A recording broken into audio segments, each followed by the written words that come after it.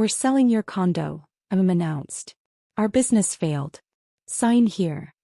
I smiled and produced my deed. $3.2 million irrevocable trust 2018. The real estate attorney cleared his throat. That's protected. They have no authority. Mom's face went white. The next morning the calls started. But let me back up. Because the story of how my parents tried to sell property they didn't own starts years before that Sunday brunch meeting. It starts with a pattern I'd watched my entire life. I'm Maya Chin, 34, and I've been the family disappointment for as long as I can remember. My older brother Kevin graduated Yale Law. Partner at a major firm by 32. My younger sister Ashley married a surgeon and lives in a house that gets featured in home design magazines. Then there's me. The one who never quite figured it out. I went to state school. Studied finance, which my parents thought was pedestrian. I worked in corporate banking for 3 years, which they called middle management mediocrity. When I left to start my own financial consulting practice at 27, Dad actually laughed. Consulting, he said, making air quotes. That's what people call unemployment when they're too proud to admit they failed. My parents owned Chin and Associates, a marketing firm they'd built over 30 years. It was successful once. They loved reminding me of the glory days. The big clients. The downtown office. The respect they commanded. By the time I was in my 20s, that glory was fading. But they refused to acknowledge it. Pride is a hell of a drug. Family dinners were performance reviews I never passed. Kevin would discuss his latest case victory. Ashley would show photos of her remodeled kitchen. I would mention a new client and Dad would change the subject. How's the job hunt going? Mom would ask as if my business didn't exist. I have a business, Mom. 12 clients currently. Oh, that's nice, dear. But when are you going to get a real position? With benefits. It wore me down for years. The constant dismissal. The way they introduced me at parties. This is Maya, she's figuring things out. The sympathy looks from their friends. When I was 29, I made my first million. A client I'd advised on portfolio restructuring gave me a significant bonus when they saved $800,000 in taxes. I didn't tell my family. I'd learned by then that success I achieved didn't count in their eyes. Instead, I met with a financial advisor and an attorney. We set up structures. Protection. Strategy. By 31, I was doing extremely well. Corporate clients paying $15,000 to $50,000 for comprehensive financial planning. Investment consulting that earned me percentage points on successful outcomes. I was clearing $400,000 annually, working from home in my pajamas while my family thought I was still trying to make consulting work. That's when I bought the condo. It was a 3-bedroom penthouse in downtown Seattle. Floor-to-ceiling windows. View of the Sound. The building had a gym, a rooftop terrace, and security that actually paid attention. List price, $2.8 million. I paid $3.2 million after a bidding war. My attorney set it up as an irrevocable living trust. Federal protection. Established April 2018. The trust documents were airtight. Nobody could touch it. Not creditors. Not lawsuits. Not family members with bad ideas.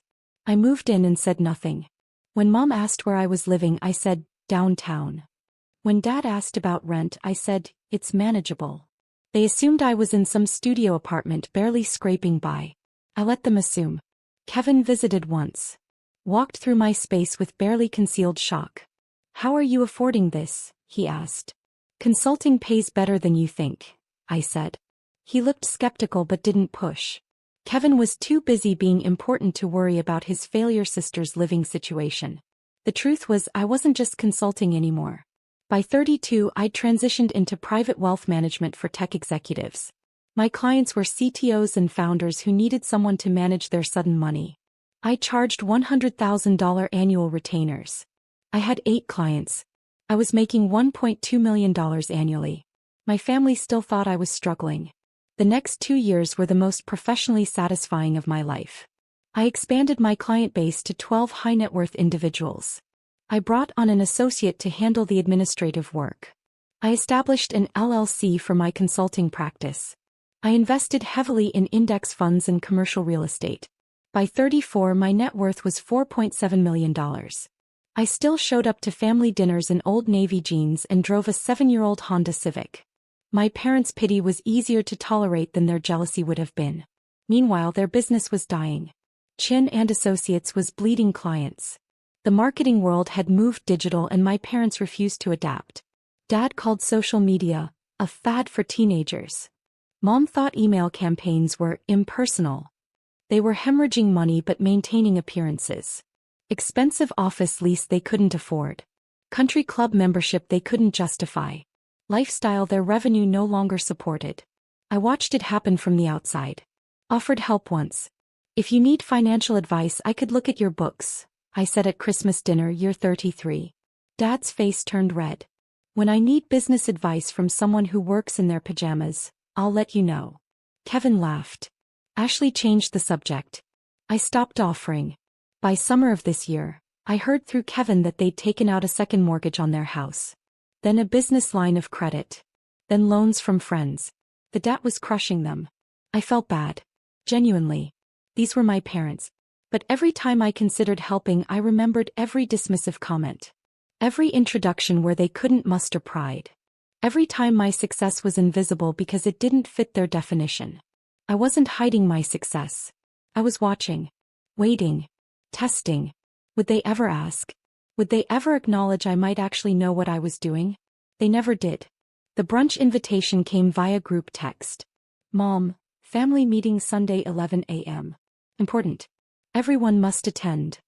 Kevin responded immediately, I'll be there. Ashley, wouldn't miss it. Should I bring anything? I replied, see you then. No pleasantries. No explanation. Just the command to appear. I arrived at their house Sunday morning. The same house I'd grown up in, now showing signs of deferred maintenance. The lawn needed work. Paint was peeling on the shutters. Inside, Kevin and Ashley were already at the dining table.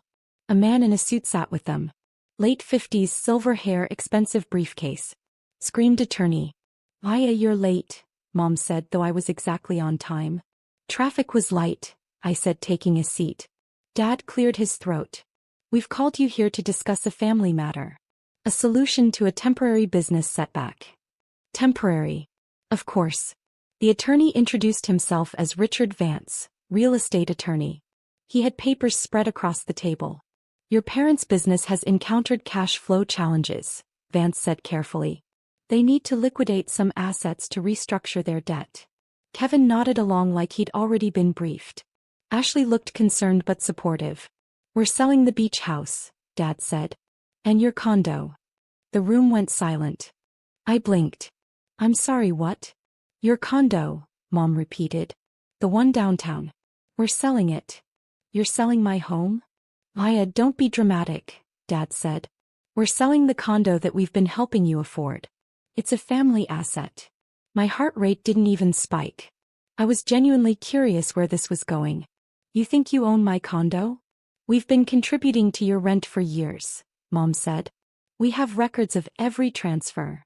That was technically true. They'd sent me money periodically. Help with rent, they called it.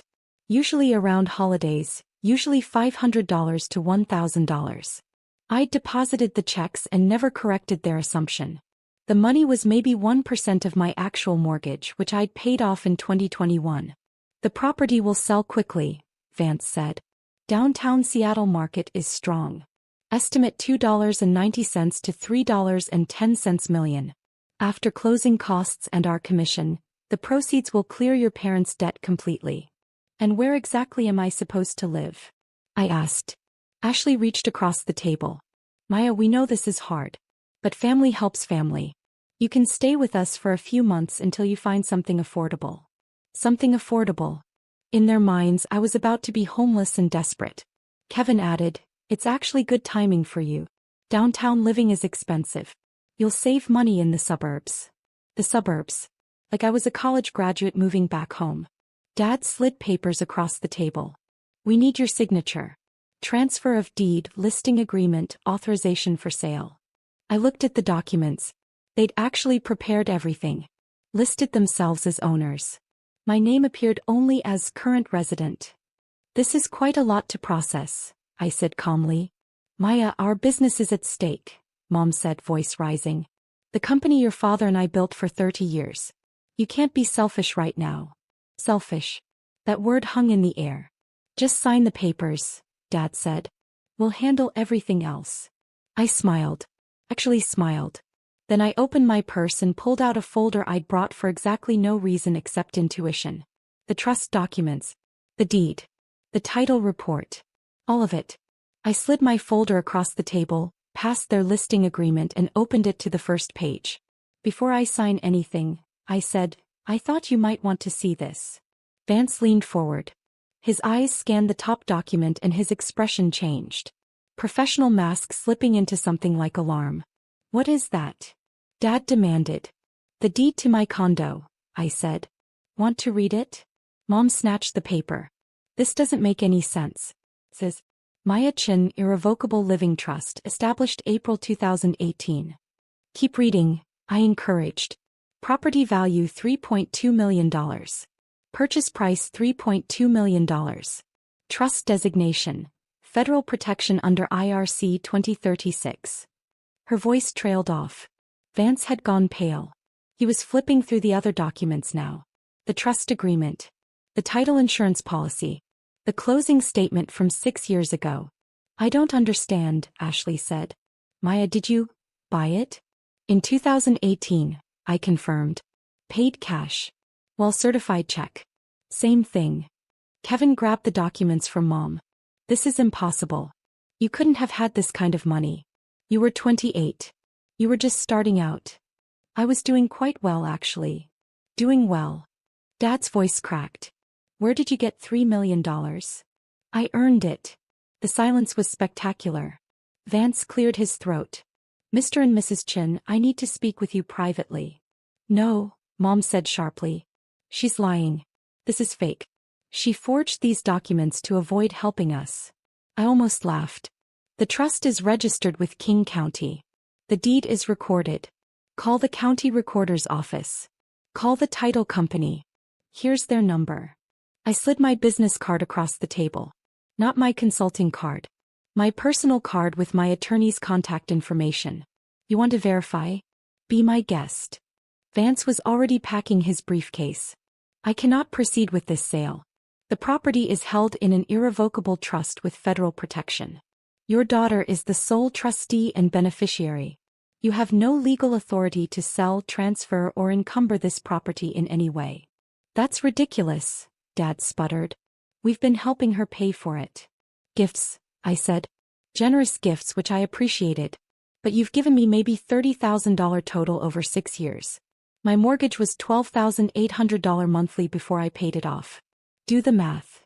Kevin was doing the math. I could see it on his face. $12,800 a month that's over $150,000 a year just for the mortgage. Paid it off in 3 years, I added. Saved me about $340,000 in interest. Ashley looked like she might cry. Maya, how is this possible? Financial consulting, I said. Turns out it pays pretty well. The room erupted. You've been lying to us for years. Mom's voice hit a pitch that probably bothered the neighbor's dogs. I never lied, I said calmly. You assumed. I let you. Dad pointed a shaking finger at me. You let us think you were struggling. You took our money. You sent money without asking if I needed it. I accepted it graciously. There's a difference. Kevin stood up, pacing. This is insane. You bought a $3.2 million property at 28? That's what senior partners make. How? Client bonuses, consulting fees, investment returns. I'm good at what I do. But you never told us, Ashley said, wounded. We're your family. Would you have believed me? I asked.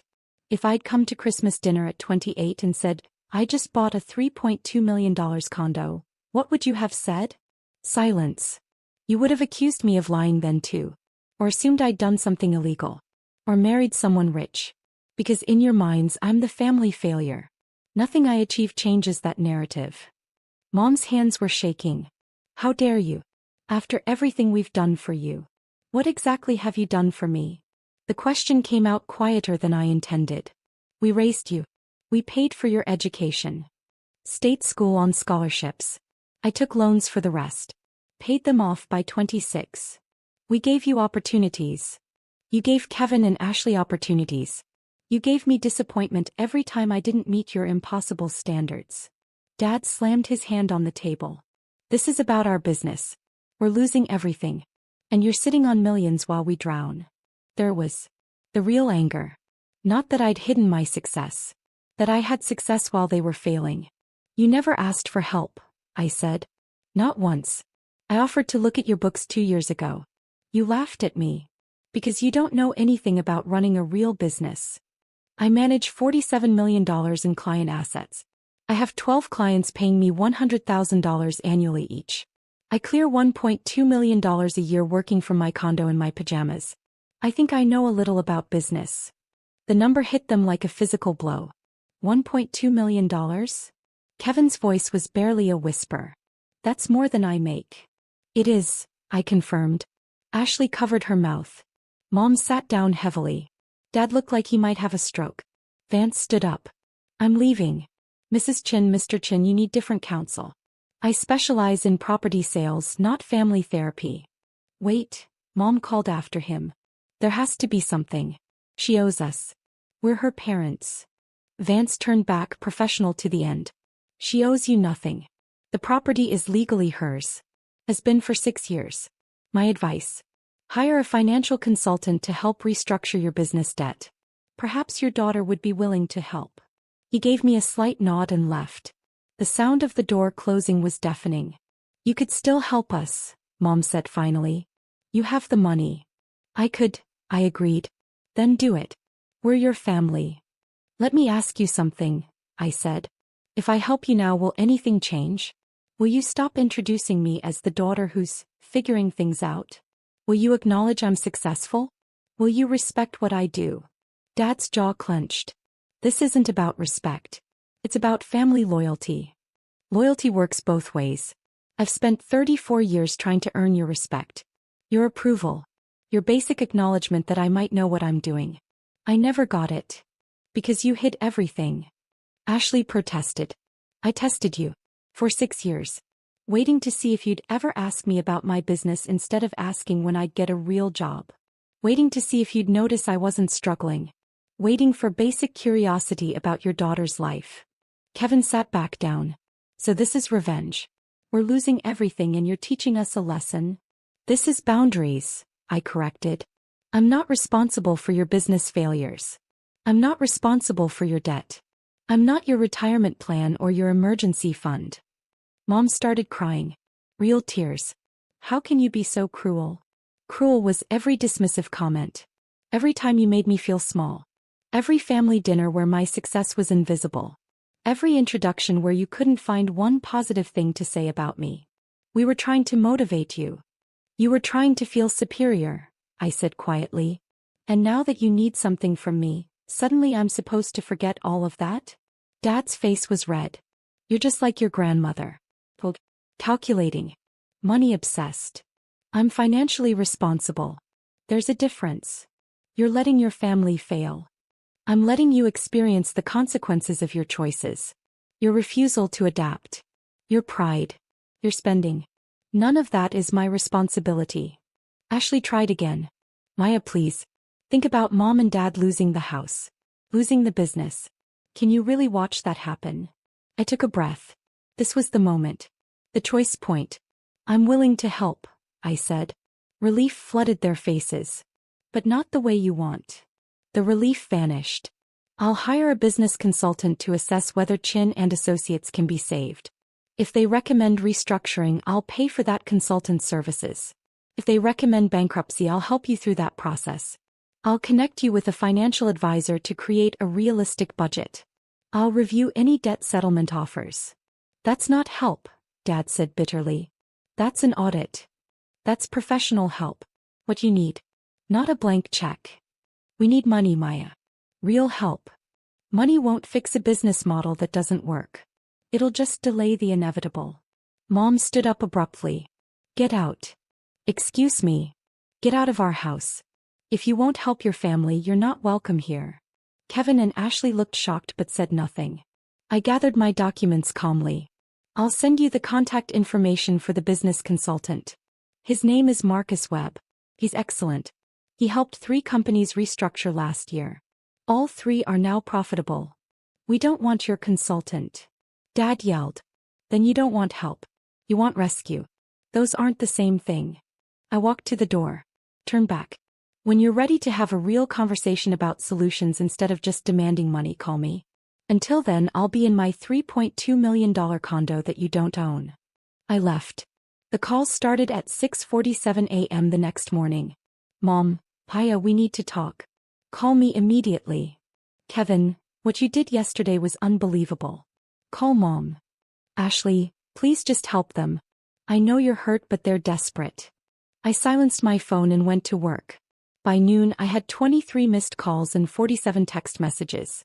The messages got progressively more desperate. Mom, 8:15 a.m., the bank called. We need to make a payment by Wednesday. Kevin, 9:30 a.m., I talked to some colleagues. They said you're right about bankruptcy, but Mom won't hear it. Ashley, 10:45 a.m., Dad's blood pressure is through the roof. Please. Mom, 11:20 a.m., we can negotiate. You can set terms. Just please help us. I responded to one message. Kevin's. Me, Marcus Webb's number, 20655505147. He's expecting their call. I've already paid his consultation fee. Kevin, they won't call him. Me, then they don't want solutions. I returned to my client work. Portfolio review for a CTO who just received a $2 million stock grant. He needed tax strategy. This was what I was good at. This was what I'd built. My phone buzzed. Unknown number. Why Chin? Miss Chin, this is Marcus Webb. I just received a call from your parents. My heart rate picked up. They called you. Your father did. Brief conversation. He wanted to know if you'd paid me to tell them to file bankruptcy. What did you say? That I haven't reviewed their books yet and wouldn't make recommendations without data. He hung up. Of course he did. Thank you for trying, I said. For what it's worth, your offer was generous. Most children wouldn't pay for professional help after being treated the way you described. They're still my parents. They're lucky you remember that. By Wednesday, the messages changed tone. Dad, the bank is starting foreclosure proceedings on the house. I hope you're happy. Not happy. Sad actually. Affirm. I didn't respond. Thursday afternoon, Ashley showed up at my building. The doorman called up. There's an Ashley Chin here to see you. Send her up. He walked into my condo and just stared. Really looked at it for the first time. Maya, this is incredible. Thank you. I never really saw it before. I mean, I knew it was nice, but you saw what you expected to see. What they told you to see. She sat on my designer couch. Probably $8,000. She didn't know that. They're going to lose everything, she said quietly. Probably. You really won't help? I offered help. They refused it. Money, Maya. They need money. How much? She blinked. What? How much do they need? Specific number. Dad said maybe $400,000 to clear the immediate debts and keep the business going another year. And next year. What? Next year, when that money's gone and nothing's changed, how much will they need then? Ashley didn't answer. That's why I won't write a check, I said. Because it's not a solution. It's a delay. And in 12 months, we'd have this exact conversation again, except I'd be $400,000 poorer and they'd resent me anyway. Why would they resent you? Because I'd have saved them. And every day after, they'd have to live with the fact that their failure daughter rescued them. That's a pill they'll never swallow. Ashley stared at her hands. You've thought about this a lot. For 6 years I've been waiting for them to see me. Really see me. Not the version they wanted. Not the disappointment. The actual person I became. They never did. Maybe because you hid it. I didn't hide it. I stopped trying to prove it. There's a difference. She stood to leave. For what it's worth, I'm sorry. About how they treated you. How we all treated you. Thank you. But I still think you should help them. I know you do. After she left, I pulled up my financial planning software. Ran scenarios. If I gave them $400,000, my net worth would drop from $4.7 million to $4.3 million. Still comfortable. Still secure. But it wouldn't fix anything. I'd learned from my clients that throwing money at structural problems never works. They'd come to me with failing investments, over-leveraged positions, businesses bleeding cash. The ones who survived weren't the ones who got rescued. They were the ones who faced reality and rebuilt. My parents needed to face reality. I wasn't going to rob them of that lesson. 6 weeks later, Kevin called. "They're filing Chapter 11, he said. "Business bankruptcy." "That's the right choice. They're losing the house too. Can't afford the mortgage. Where will they go?" Ashley and her husband offered their guest house. "It's small. But it's family." "Yeah." Silence on the line. "Maya, I owe you an apology. A real one. We all do." "Thank you. I looked into what you do. Read about your firm. You're really successful. Like legitimately. I didn't know. I tried to tell you. We didn't listen. We saw what we wanted to see. What we needed to see to feel superior. That admission meant more than money could." "How are they doing?" I asked. "Angry. Embarrassed. Mom won't leave Ashley's guest house. Dad's been applying for jobs. It's rough. It'll get better." "Will it?" "If they learn from it, yes." 2 months after that, I received a letter. Handwritten. From Mom. "Maya, I don't expect you to forgive me. I don't know if I'd forgive me. Marcus Webb was right. The business was dying and I couldn't see it. Your father and I lived in denial for years. We spent money we didn't have to maintain an image that didn't matter. You tried to tell us. I remember now. Little comments over the years about changing markets, digital strategy, financial planning. We dismissed all of it because accepting your advice meant accepting you knew more than us. That terrified me. I wanted you to be the one who needed us. The one who proved we were still important, still wise, still in control. When you succeeded without us, it felt like rejection. But you didn't reject us. We rejected you. Your father and I are living in a 600-square-foot guest house. He's working as a marketing consultant for a startup. I'm doing freelance social media management. The irony isn't lost on me. We make $85,000 combined now. It's the most honest money we've earned in a decade. I don't know if we'll ever have a real relationship. But I wanted you to know I see you now. I see what you built. I see how strong you had to be to succeed while we tried to convince you that you were failing. I'm sorry. I read the letter 3 times. Then I called Marcus Webb. If they wanted to take business classes, community college, or online courses, would you recommend any? Several. Are you paying? Anonymously. Through a scholarship fund. That's kind of you. They're still my parents. I set up a $50,000 education fund in their names. Sent the information through Marcus. Told him not to reveal the source. They'd learn eventually. Or not. Either way, I'd done what I could. 3 months later, I saw Dad at a coffee shop near my condo. He was sitting with a laptop, video call in progress, clearly working. He looked smaller somehow. Older. But also more present. Our eyes met across the cafe. He closed his laptop. Walked over. "Why, Dad. I'm working with a client. Startup launch. They needed marketing strategy." "That's great." "It is actually. It's different than before. Honest work. Fair pay." We stood in awkward silence. "Your mother told you about the letter?" he asked. "She did. I should have written one too. I was ashamed." "I understand." "No, you don't. You're 34 and more successful than I ever was. You did it without help, without connections, without anyone believing in you. And I spent years trying to convince you that you were failing. You were protecting your ego. I was being cruel." I nodded. "Yes. You were." He flinched but didn't argue. "But you're learning now," I added. "That counts for something. Does it count enough?" "I thought about that. Ask me in a year." He smiled sadly. "That's fair." He went back to his table. I got my coffee. As I left, I glanced back. He was working again. Focused. Engaged. Maybe he'd make it. Maybe they both would. But either way, I'd learned the most important lesson. I didn't need their approval to be successful. I didn't need their validation to know my worth. I'd built something real. Something mine. And that $3.2 million condo? Every time I walked through the door, it reminded me, I was never the family failure. I was the one who succeeded despite them. That's a different thing entirely.